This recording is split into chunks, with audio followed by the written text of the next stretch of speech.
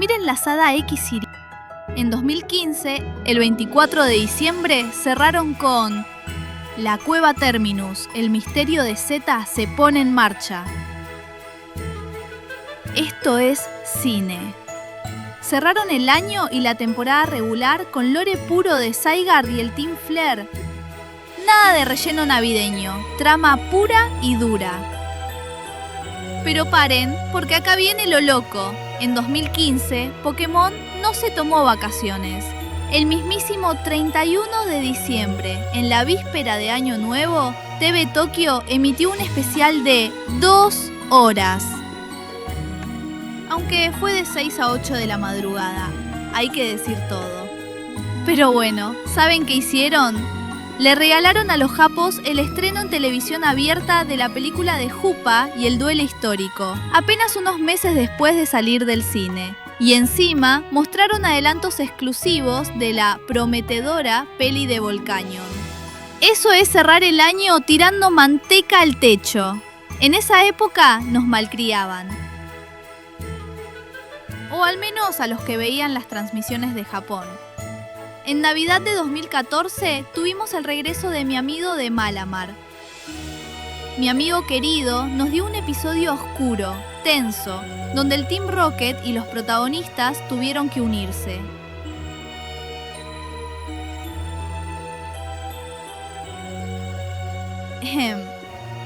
Oh, salve Malamar, te amo mucho. Bueno, el 19 de diciembre de 2013 tuvimos Persecución en el Bosque de Bambú, Pancham y Pangoro. Fue entretenido, así tuvimos la escena icónica de Ash corriendo hacia Pangoro, la cual ya habrán visto en varios AMV de la época. Ah, y además, Jessie atrapó a su Punkaboo de forma muy chistosa. Así que bueno, XY sabía cómo mantenernos pegados a la pantalla, incluso en las fiestas. Y si vamos más atrás, a Diamante y Perla, la cosa se pone nostálgica, che. Bloque 6, Sinnoh y el camino al Valle de la Decepción. ¡Wow! Me salió nombre tipo libro de Harry Potter. En el 2009, el regalo de Navidad para Ash fue ¡un Gible! El 24 de diciembre capturó a ese dragón mordedor. Un excelente cierre tras despedir a Helio al mundo Distorsión y ver cómo James se reencontraba con su prometida. Pobre James. En el 2008 tuvimos una batalla de gimnasio en Ciudad Canal. Y en el último episodio para 2006 y el de 2007 tuvimos episodios de concursos y de Brook. En el concurso del 20 de diciembre de 2007, Jessilina consigue su primer listón en Ciudad Sosiego.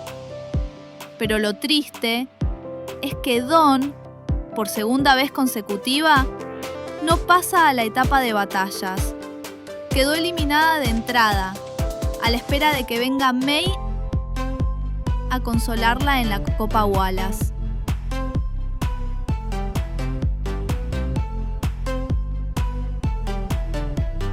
Che, y escuchen este dato de color. Mientras la monita Ambipom está entrenando junto a Dawn, suena la misma música que, casualmente, se escuchaba cuando Ash dejó ir a su Primeape. Como si la serie tirara indirectas de cuando se acerca la liberación de un Pokémon. ¡Qué miedo!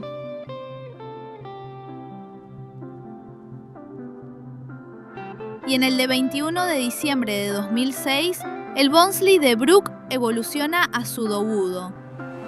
Algo re triste de ese capítulo es que nadie lo vio evolucionar, salvo Brook. Y para tirar otro dato random, el Piplup de Dawn ni apareció en este capítulo. Se tomó el día libre.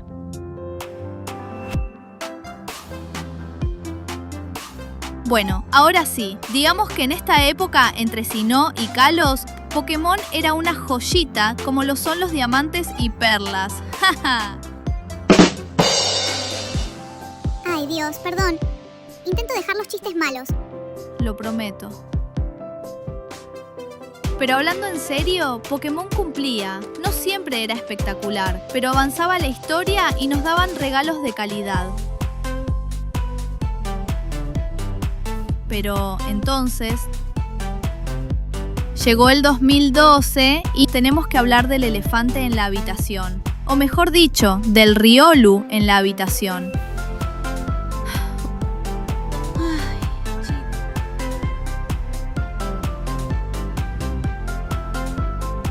Bloque 7. Vergüenza ajena. Y carbón de Navidad. Ay, chicos, no todo fue color de rosas. Ahora tenemos que entrar en el valle de la decepción. Si sos sensible, agárrate fuerte.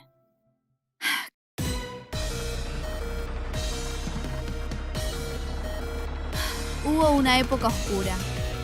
Una época donde Papá Noel no nos traía regalos, nos traía disgustos. X fueron buenos años. Saigar, el arco de la evolución. Kalos siempre mantuvo la calidad, nada que reprochar ahí. Pero si seguimos bajando, nos chocamos la jeta de frente contra el 2012. Día 20 de diciembre de 2012. Serie Negro y Blanco, Aventuras en Unova. O Sada Best Wishes 2.